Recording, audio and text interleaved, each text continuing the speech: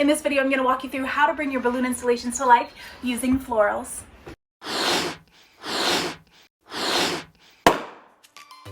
Picking out just the right florals for a balloon install can be tricky. I mean, you want to get something that really complements the overall look and enhances it without overpowering it or looking out of place, like it doesn't belong, you know, those colors or that style. So what I like to do is blow up each of the colors I'm going to be using of balloon and then kind of like mix and match and test out different florals to see what's really going to go with those and what's going to bring that perfect pop to it. So what I've done is made all the custom colors I'll be using in the Mother's Day install, and I've actually brought them outside to the location we're going to be doing the setup. And I'm going to bring each of these final contenders of florals here outside with me, and we will go ahead and compare them and see which of these final contenders is going to be the right mix. So this is where we're setting up for the Mother's Day brunch install. I'm just testing colors and flowers right now to see what's gonna look good with it. So now that I've officially picked out my balloon colors, I'm happy with all these custom colors and this is what I'm gonna go with. Now I'm gonna start looking at the flowers that I have to hand and see what's gonna look good with this install. So I might just use one type of flower, I might mix and match. I have some stems, I have some bunches, and then I also have some like greenery, some flowy, leafy type things that I'm gonna play with and see what looks good together. So I have these flowers here. Now these are all connected at the end, but I can cut them off and use them individually or tape them together as many as I want. I have these white hydrangeas, which I'm obsessed with, but I think might be a little too much for this install. I have this beautiful bunch of flowers here, and its sister companion here, which is the same thing, just in slightly lighter hues. This might be perfect, either of these, or possibly both of them together. Ooh, look at that. Then as far as my like whites and greens here, that could be used to add volume or dimension. I have these babies. I have these, which as well, you know, it's a giant bunch, but I could obviously cut them off and use them individually or whatever. Then I have this hanging, flowing, I think this is wisteria, which is probably too big for this as well, but I can play with it and see.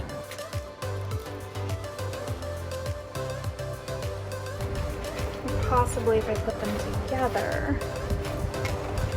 See, I just think that's too much for this. I do love these stems, but I don't know that I have anything that's gonna look good paired with it. Now these are simply stunning. I think this is so beautiful, especially for Mother's Day. Like, what's prettier than roses?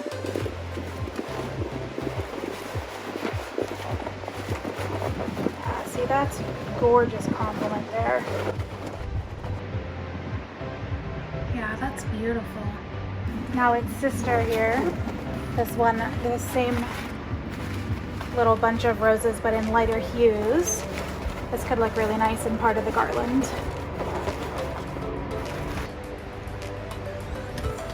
Yeah, that's really pretty as well. Now I might end up using both of them throughout, since this is going to be a color block garland. I'm not sure yet if it's going from light to dark or dark to light, but whichever way it goes. Yeah, I think these could look fantastic. Then there's these sprigs, which as a whole is too much, but if I were to use them individually or maybe a couple at a time, that could look beautiful as well. And last but not least is these bunches here. Are these peonies? If anyone knows, let me know in the comments. I love flowers, but I just don't know that much about them. So these I think are absolutely stunning as well. Now with this, I would obviously cut one or two off at a time here. Mix those in and possibly, how do we feel about that for Mother's Day? You'll have to use your imagination here a little bit. But how about that? That's beautiful. So we're down to my final two contenders. It's either going to be the roses and all the different pinks and whites, or it's going to be these peonies and these mystery whites. Gosh, what are they called? Please somebody help me out. They're so cute, but I don't know what they're called. So that's a tough call. I'm probably going to prepare both of them and then I'll decide once the balloons are up, what's gonna look better to bring that to life. So in terms of preparing the florals, what I'm gonna be doing is cutting off individual stems here and then taping them together so there's no sharp bits at the end. And if I'm gonna be doing groups, like with flowers as well, into these stems of greenery, then I'll tape them all together, either tie them with a 260 or I'm gonna use floral tape to just make sure there's nothing sharp sticking out, or gaff tape is also fine. And of course I'm gonna take off all the tags that are still on them because these have never been used before. Okay, so I've narrowed it down to 2 finalists, and I'm going to go ahead and prep both of these options so when I'm actually doing the final install on site, when the balloons are up and it's decision time, I have them both ready to go. The first thing to do is remove any and all tags that are still on them.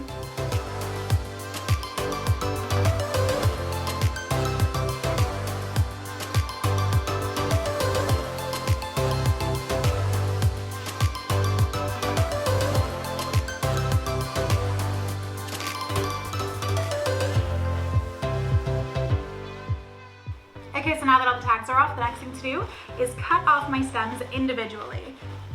So as you can see, there's a whole bunch of stems in this bunch, but what I'm going to be doing is cutting them off individually so I can tape them together and arrange them in the look that I'm going to want. So very carefully, using floral scissors, I'm going to start cutting.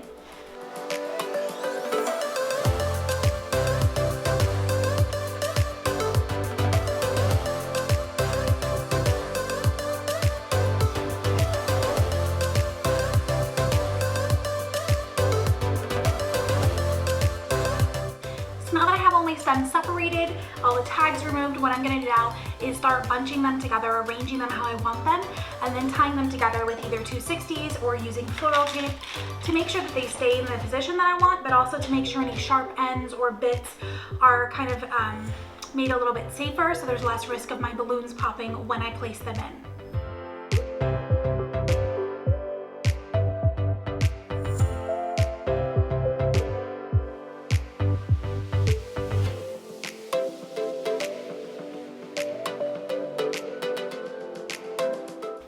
Pretty much what I'm looking for out of these little clusters, these little bunches here. So I'm going to go ahead and try to secure this together with either gaff tape, floral tape, or 260, and then just kind of fill the ends, make sure there's nothing too sharp there, make sure there's no thorns in the middle here poking out. I will be gentle when I put them in the balloons, but better safe than sorry.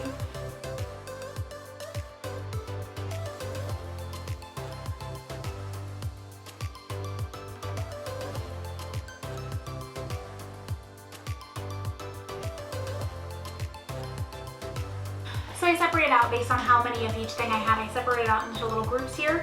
So now I'm just going to be arranging as best I can within that and seeing if I can come up with something I like together.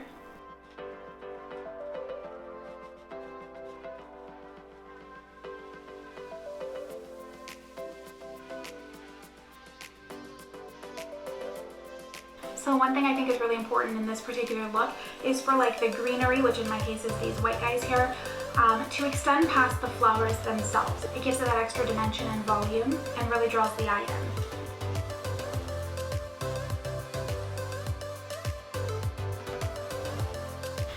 Now on this one there are some sharper ends here. I'm going to try and use a little bit of tape here.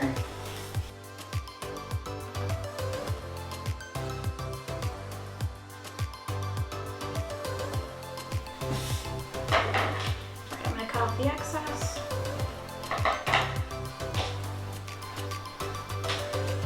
This is actually my first time using floral tape. I usually use gaff tape, so this is, for those who aren't familiar with it, it's very not sticky, it's very light, it's very almost gauzy or papery. So it's very gentle on the flowers. I'm sure it's intended for natural flowers as well as artificial. It seems to be doing a good job covering up the pointy bits that I was worried about there, and the rest of this feels pretty okay. I'll just have to be careful not to jab it too hard in there. So because these white stems are so much shorter than my beautiful flowers here, I'm going to try tying these together before I add in the other ones, just to make it a little bit easier on myself.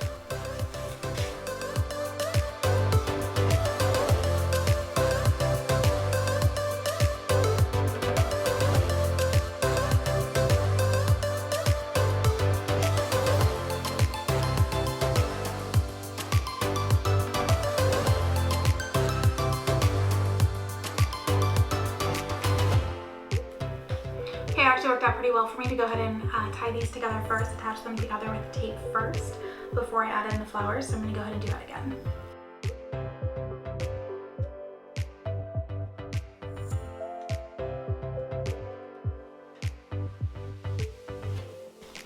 And lastly, just this little baby sprig that hopefully will have the perfect opening for in the garland.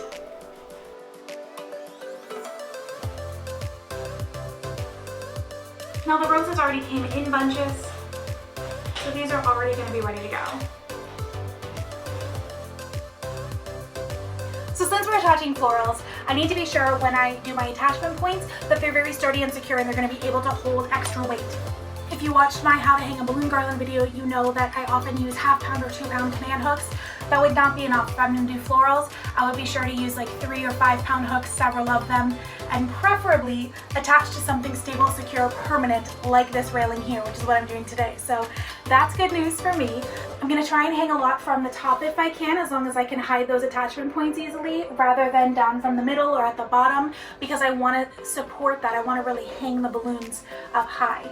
So I'm going to be adding in extra attachment points from the top if possible to make sure I really support the extra weight of those florals.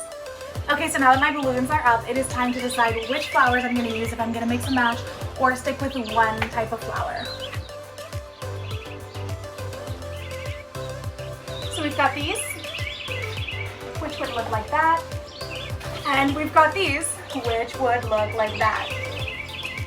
I'm going to start by adding in these, I'm calling them peonies outright. I think these are a little less traditional and it's just a little bit unexpected, so I like that.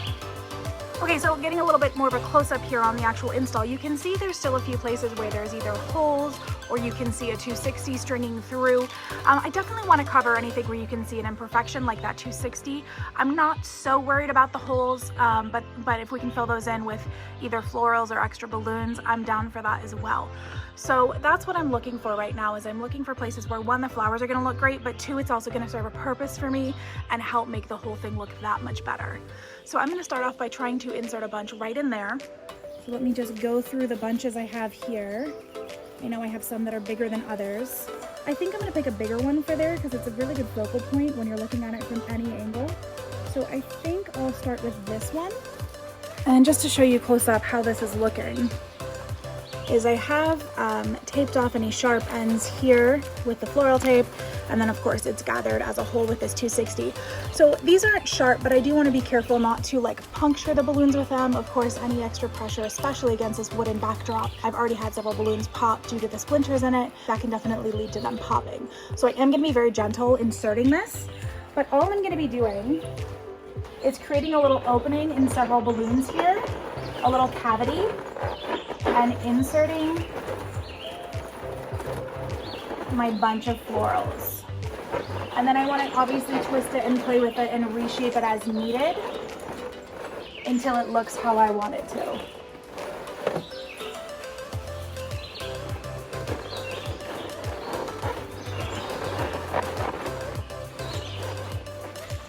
Yeah, I think I want more of the sideways look there, so I'm going to go like that. And there, that's beautiful. One huge tip I will give you when you're working with balloons, especially ones with florals, you know, if a client is paying for florals and going the whole 9 yards, I'm sure there's going to be a photographer, or at least they're going to be taking a lot of pictures. And I can promise you the installs always look so different from the naked eye to the camera lens. So always, always, always look through your camera when you're setting up, before you're done. Make sure you look each step of the way. You know, when you're doing balloons, when you're arranging it, when you're doing the florals, any other add-ons, always look through the camera lens first, because it looks so different and you might see things that, you know, you missed with the naked eye, or you might find things that you want to adjust or extra places you want to fill in. So I'm looking through the camera today to see where to place my bunches. So for this next bunch, I think I'm going to do something down low over here. Let's move the camera here. Yeah, I think I'm going to go something down low in front, so when you walk up from the side, you're hit with that instantly. And you know, that could even be this little guy here to start it off slight. Let's keep filling in like the places where you really want to see those flowers first and see what's left. So I think with this one, I'm going to go up here into this last cluster here. I'm going to try and make some room in there just like that. I don't want the flowers all to be at one level. I don't want them all along the top. You know, I want your eye to move with the garland. So I've got to give those different focal points throughout to kind of keep moving your eye along.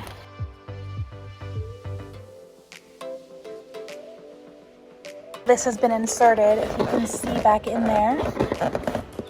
It's literally just, you know, kind of shoved in the cluster and resting in between the balloons. Okay, so when you look at it from this front angle here, I think it looks absolutely fantastic. I probably want to add this final bunch in the top there. I think that's really the only place on the camera that is kind of lacking.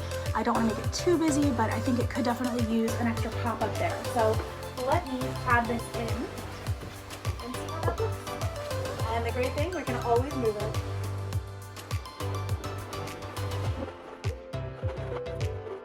Now also with florals, you can usually bend them quite a lot, so I can hook that around some balloons or get in a different angle if I need to, which is what I'm going to try out here. So in this case, I really just hooked them around this cluster, and they're kind of stuck, the ends of the stems are kind of stuck in between 3 balloons here. But then that gives me that nice billow over the top. So this is what it's looking like now after the addition of those bunches of flowers.